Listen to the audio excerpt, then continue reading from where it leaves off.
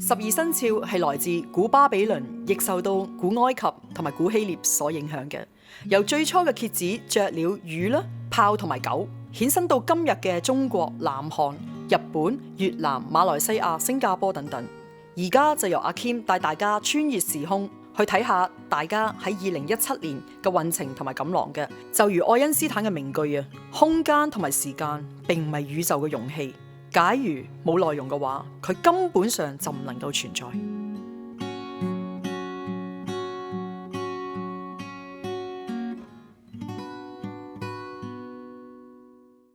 2017年啊，為丁酉年、火雞年嘅，太歲為唐劫大將軍嘅。犯太歲嘅朋友分別有呢個鼠啦、兔啦、雞啦同埋狗嘅。每年12個生肖裏邊，僅有4個係犯太歲嘅。中國啊，有一啲派別啊，甚至乎有6個生肖係犯太歲嘅。犯太歲只不過對人係有所影響，可以係變好或者變壞嘅。總之係唔穩定意義嘅。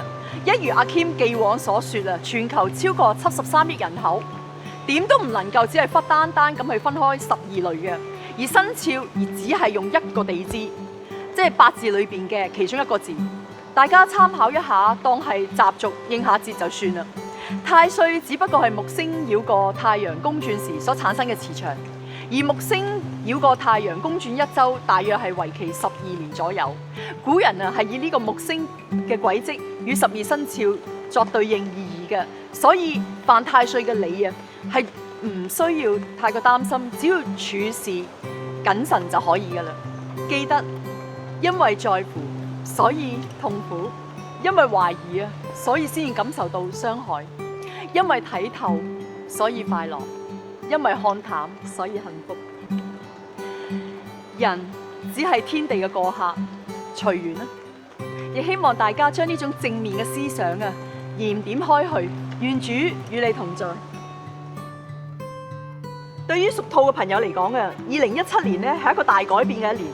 以往啊，人緣好，桃花多，今年啊，唔好期望啦，而且咧煩惱更加多添，破財就一定噶啦，即使係先破後得啦，都係得不償失嘅。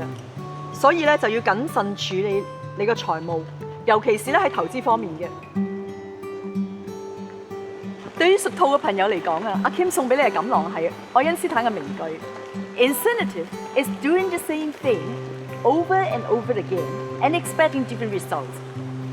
精神錯亂啊！係一次又一次重複咁去做同一件事，而期望會有唔同嘅結果。希望你有所得着，願主與你同在。